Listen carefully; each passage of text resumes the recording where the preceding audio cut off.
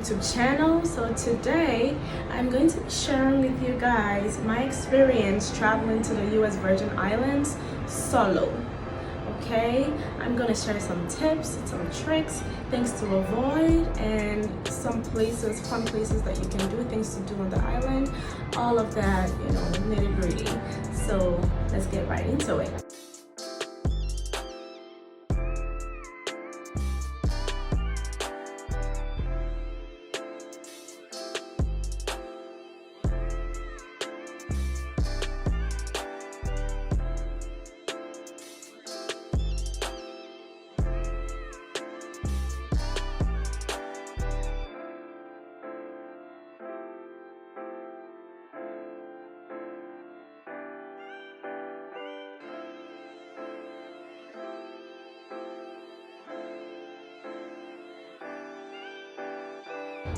Okay, so first things first, get into the Virgin Islands.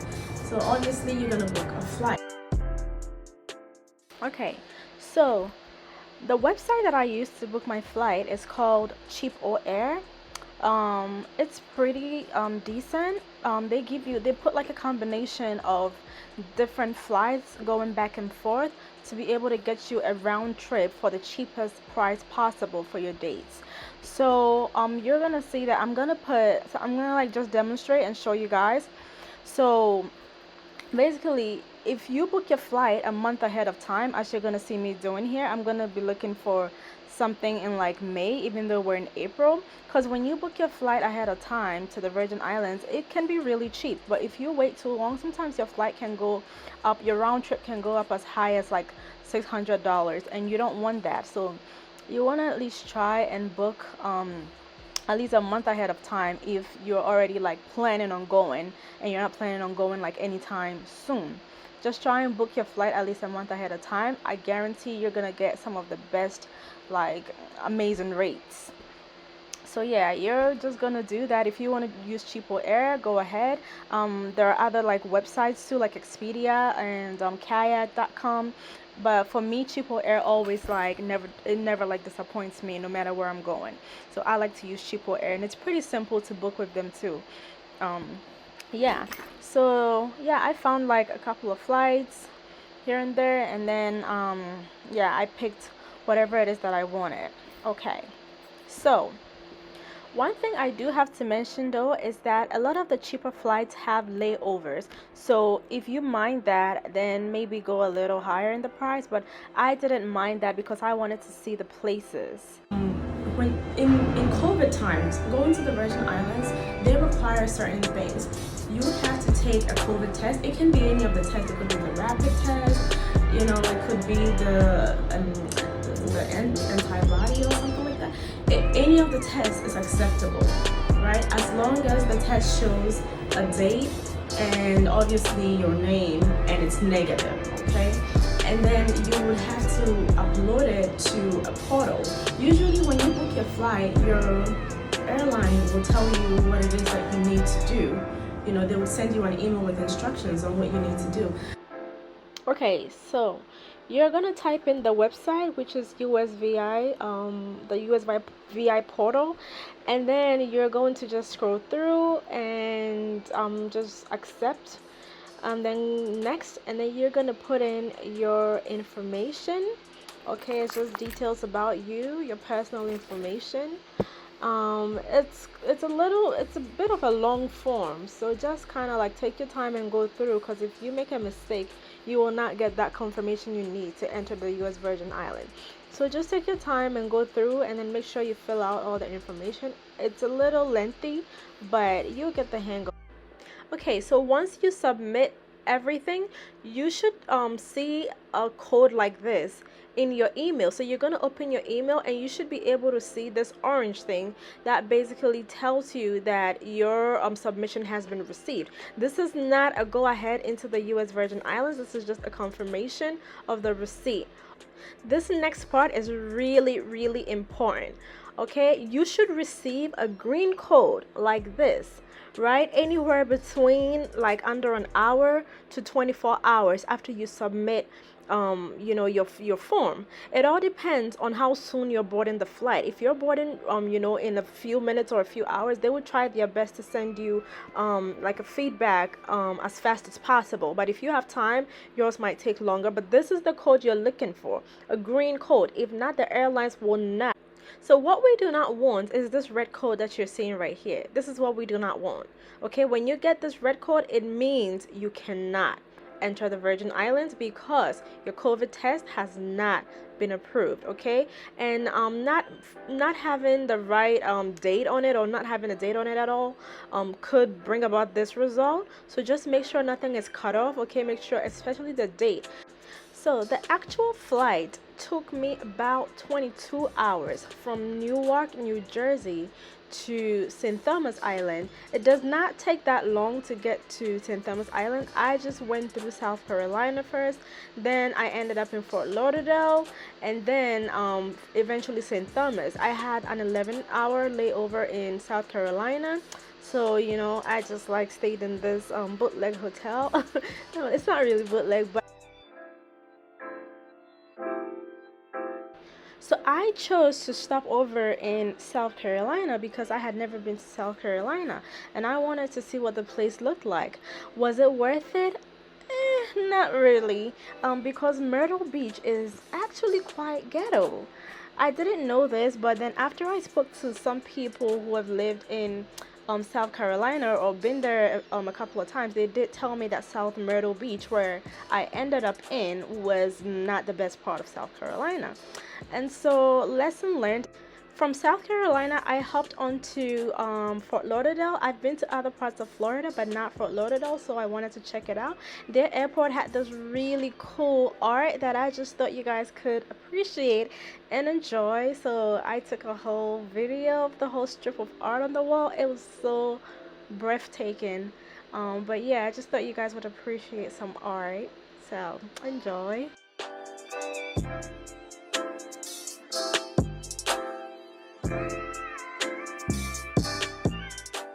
After a 4-hour layover in Fort Lauderdale, we finally headed to St. Thomas. This is the view of Fort Lauderdale from the sky. When you get to the Virgin Islands, right, there's going to be at the airport, there's going to be a few military personnel. So what they do is they check your temperature, then you have to show them that green code that the U.S. Virgin Island government sent you, right, once you upload your negative COVID test result. You have to show them that green code, then they will take your temperature, and then they would interview you a little bit and give you the go-ahead to enter the island. So one important thing you need to know if you rent a car is that in the Virgin Islands, they drive on the opposite side of the street from us. So what I mean by that is, you see how the cars are coming, it seems like they're coming towards me. Okay, so in that lane where you see those cars coming towards me, in the US, the cars would be going in the opposite direction. So our right lane is their left lane, and our left lane is their right lane. Okay, so if you're not used to that kind of driving, but then they still use American cars, so the driver's side is still in the same spot. It's not like the UK where the car is actually modified. So if you're thinking about renting a car and you've never been in this type of driving situation, I wouldn't recommend, because I've heard that accidents do happen that way. Okay, so your main mode of transportation from the airport to your hotel or your final destination would be one of their taxis if you did not rent a car. Okay, now this is very important.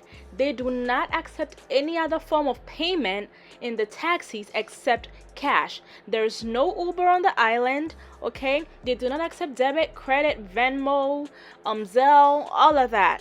Just straight up cash. So please make sure you take some cash with you before you get there, or you can also use their ATMs. But I will tell you, when I got there, my ATM cards were not working. My debit cards were not working except for my credit card. Okay, So please speak to your bank first or just take a lot of cash. I feel like cash would save you. Although I don't like carrying cash, but please take a lot of cash or talk to your bank first to save yourself trouble. So we finally got to my hotel, and it was as beautiful as I saw it.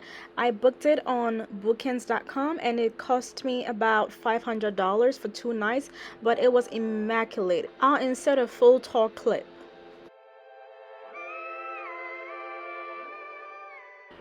Okay, so this is my hotel room. I got the studio suite, and it is literally what you would get if you were to like pay 3K or 4K a month for a luxury studio apartment in Manhattan. It was quite the luxurious studio. It had a kitchenette, it had everything. It had a bathroom. It was just like, the luxury studio, and then I had a balcony that opened up to a really beautiful view outside. So the view of one of the beaches and the island, and it was just gorgeous. So if you like it, you can check it out. The name is Bluebeard's Castle Resort. So yeah, if you like it, you can check it out. If you like the specific suite, this is the studio suite in Hilltop Villa. So yeah, definitely check it out. It was absolutely beautiful, and I loved my view. Okay.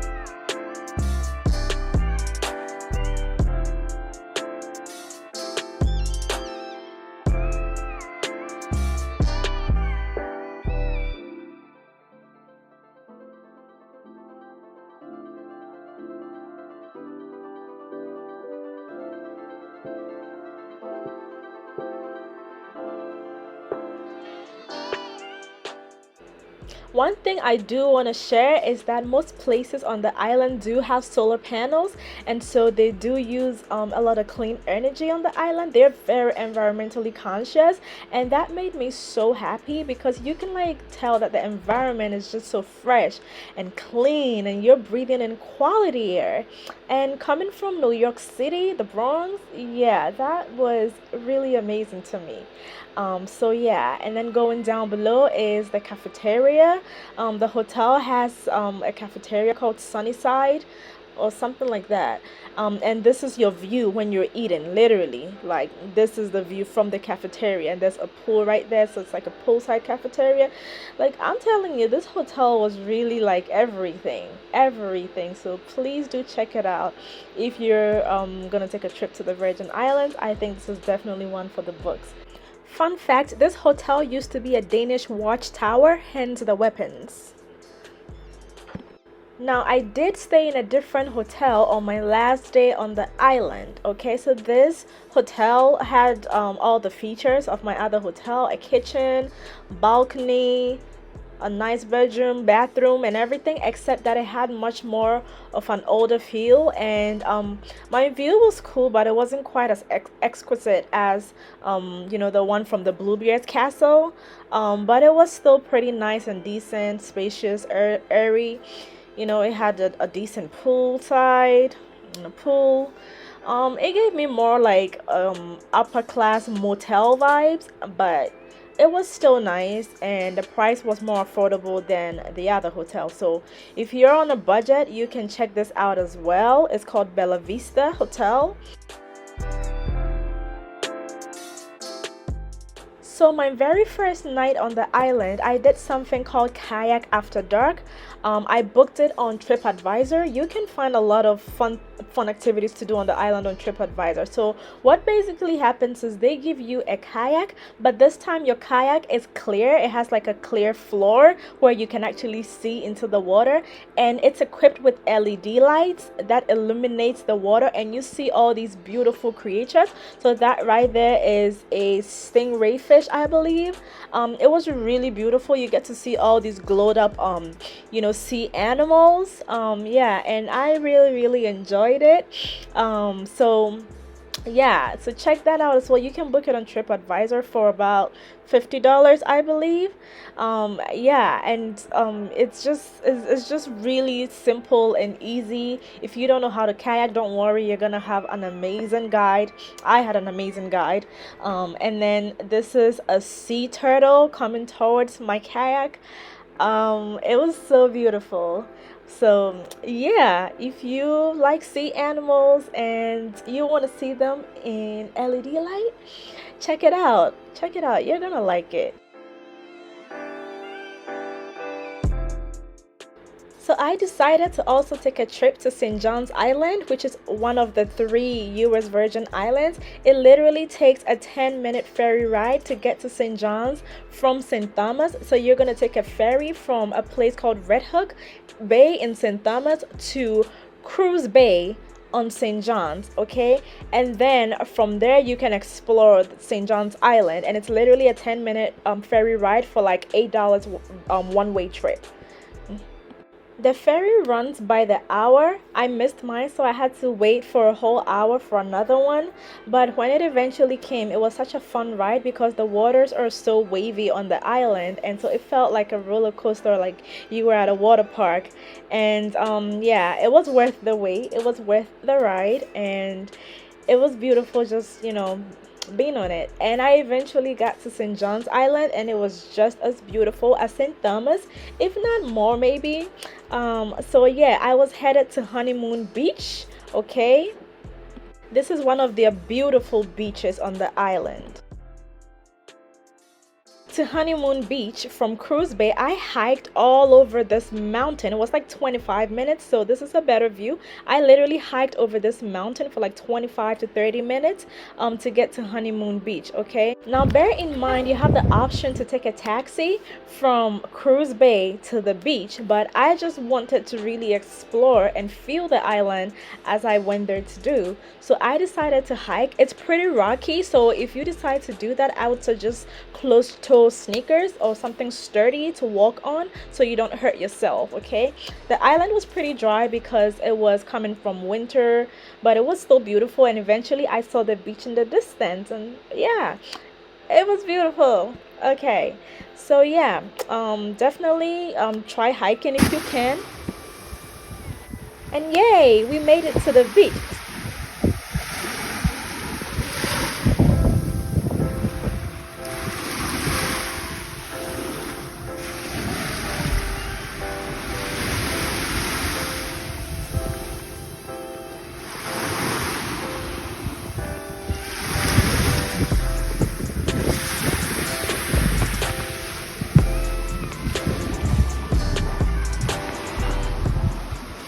So I had booked an all-day pass on TripAdvisor for $50 to the beach, which gives you access to a kayak, a floating device, snorkeling device, I think of a floating board, something like that. Just like a bunch of VIP access stuff. But then I didn't know how to do any of the activities, so I just randomly joined this group with a tour guide. They were originally going to charge me $79 for the tour, but because I booked that all day pass, they didn't charge me anything extra. And the guide was so fun, so amazing. He showed me how to snorkel, improved my swimming skills a bit, and showed me how to kayak as well. So yeah, that was great. So keep in mind, if you want to do that, it is $79 for the tour at that particular beach, okay, to swim, kayak, snorkel, and all of that. But because I had that $50 all day pass, I didn't get charged anything extra, okay? So yeah, this is me just trying to snorkel for the first time.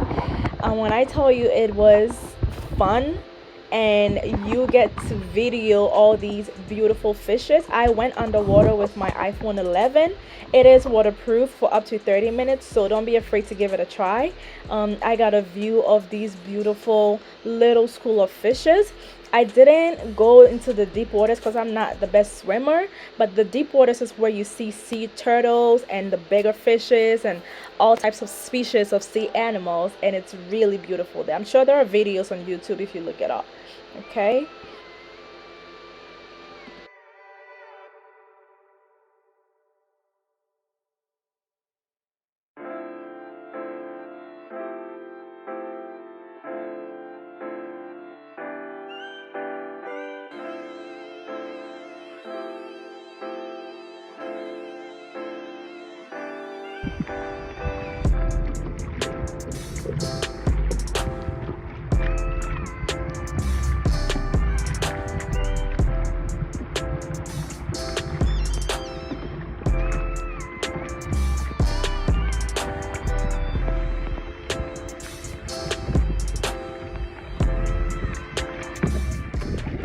So my first tour guide decided to show me this town called Frenchtown, and he told me that this is where the French settled back in the day, and a lot of them still live there. A lot of descendants of families who settled there still live there. So the town is still very much French. I don't know if they speak French, but yeah, it's called Frenchtown. It's such a cute little town, and yeah, they have like cute houses and a lot of cute interesting stuff, so check it out. um,